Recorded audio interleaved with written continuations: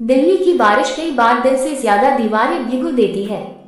मेरा नाम मेघना है, उम्र 36 और एक पुरानी कोठी की मालकिन। पति विदेश में, बेटा बोर्डिंग स्कूल में। घर बड़ा था लेकिन अकेलापन उससे भी बड़ा हो चला था। जब राकेश पहली बार मेरे घर आया, उसकी आंखों में एक तरह की लापरवाही थी, जैसे जिंदगी उसे ज्यादा प्रभावित नहीं करती। उसके पास एक ब्रीफकेस था, एक किताब और एक मुस्कुराहट जो साफ तौर पर कहती थी, मैं किसी से नहीं डरता। मैम, पीजी देखा आपका, सिंगल रूम चाहिए, महीने भर के लिए, उसने कहा। मैंने उसकी आंखों को गौर से देखा। उम्र रही होगी 26 से 27, लेकिन आंखें 40 की तरह दुनिया देख चुकी थी। घर के नियम कड़े हैं, मैंने कहा। मैं घर के नियम नहीं बदलूंगा, पर शायद घर की खामोशी बदल दूं, उसने जवाब दिया। पहली दरार वही पड़ी, वो जवाब दिल में कहीं गहराई तक चला गया। उसका कमरा ऊपर था, मेरे कमरे के ठीक ऊपर। हर रात जब वो छत पर जाता, मैं उसके पैरों की आवाज सुनती।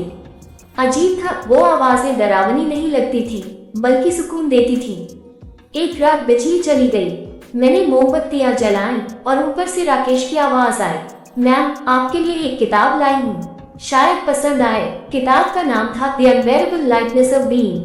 क्या आप अकेली हैं? उसने पूछा था, बिना किसी हिचक के। मैंने कहा, सवाल सीधा है, पर जवाबों में कई कमरे हैं। तो फिर चलिए एक एक कमरा खोलते हैं। मैं हंसी नहीं, पर मुस्कुरा दी। बहुत दिनों बाद शायद किसी ने मुझे औरत की तरह देखा था, सिर्फ मालकिन नहीं। अगली सुबह उसने मेरे लिए कॉफी बनाई। किचन में खड़े होकर उसने मुझसे पूछा, आपका सबसे पसंदीदा स्वाद क्या है? वो जो कभी जुबान से नहीं, सिर्फ यादों से महसूस हो, जैसे बारिश में सूती साड़ी की भीगी गंध। मैंने पहली बार उसे ऐसे देखा जैसे कोई कविता किसी किताब से निकलकर सामने आ खड़ी हुई हो। उसके सवाल, उसके मौन, उसकी हरकतें, सब में एक तरह की छेड़ थी, लेकिन शालीन। धीरे धीरे वो मेरे घर में बस नहीं रहा था, वो मेरी आदत बन रहा था। मैं उसकी चाय में अदरक डालना सीख गई थी और वो मेरी साड़ियों के रंग पहचानने लगा था। एक रात मैं छत पर खड़ी थी, राकेश भी वही था। बारिश हो रही थी, हल्की फुहार। बारिश में कुछ भी छुपा नहीं रहता है ना? उसने पूछा। मैंने कहा, कुछ रिश्ते भी ऐसे होते हैं, दिखते कम हैं, भीगते ज्यादा हैं। रात देर हो चुकी थी। वो सीढ़ियों से नीचे आया और मेरे पास आ खड़ा हुआ। आप चाहे तो मैं चला जाऊं, लगता है इस घर में मेरी मौजूदगी कुछ हिला रही है। मैंने उसकी आंखों में देखा। वहाँ कोई प्रस्ताव नहीं था, कोई लालच नहीं, बस एक खामोश दरार थी जो शायद दोनों ने महसूस की थी। रुको, मैंने कहा, कभी कभी जो चीजें हिलती हैं, वही चीजें फिर से खड़ी होती हैं। हम दोनों कुछ देर वैसे ही खड़े रहे पास, लेकिन बिना छुए, जैसे हवा खुद दोनों के बीच कोई पर्दा बनाई थी, और वो पर्दा धीमे धीमे पारदर्शी हो रहा था।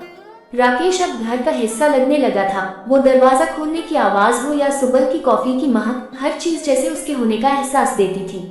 एक सुबह मैंने महसूस किया, उसके जाने के बाद खाली कप अब कप नहीं लगते थे, और उसकी किताबें अब सिर्फ कहानियां नहीं, हमारे बीच की खामोश बातचीत थी।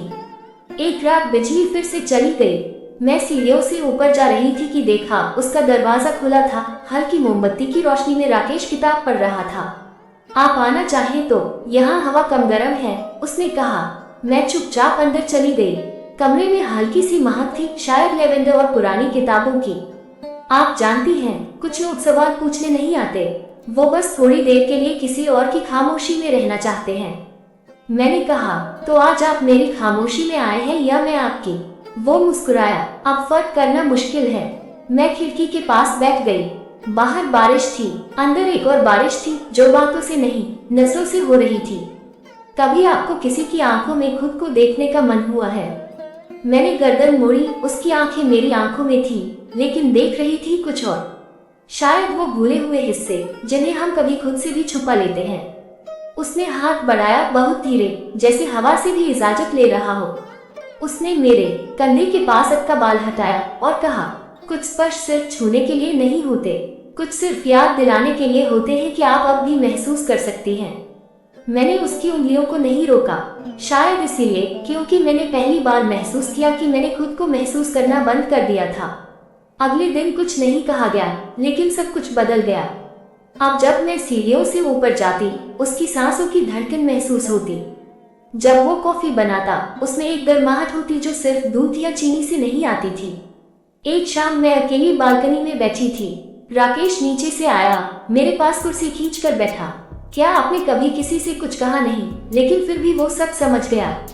मैंने कहा, हाँ, और डर भी लगता है ऐसे समझ से। डर क्यों? क्योंकि फिर आप खुद से छुप नहीं सकते।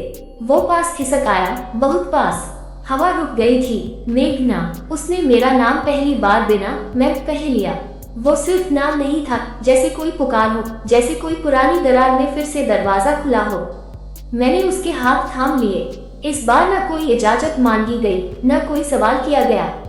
बस दो अधूरे लोग एक पल के लिए पूरे हो गए। हमने एक दूसरे को छुआ, उन जगहों पर नहीं जहां शरीर की चाह होती है, बल्कि वहां जहां आत्मा से सकती है। उसने मेरे गले के पास होठ रखे, धीरे, मानो कोई भूले हुए गीत का सुर टटोल रहा हो। तुम अब सिर्फ मेघना नहीं हो, उसने कहा। तुम मेरी वो तर्ज हो जो हर सांस के बाहर है।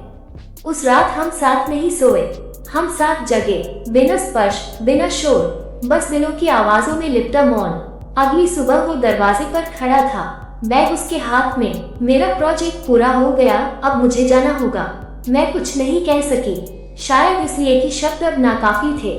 उसने मेरी हथेली में एक कागज रखा, उसमें सिर्फ एक लाइन लिखी थी, जहाँ शब्द रुक जाएं, वहाँ दरारें बोलती हैं। वो चला गया, लेकिन कमरे में अब भी उसकी सांसें थीं। उसकी किताबें, उसकी कॉफी की आदत, उसकी आंखों की खामोशी।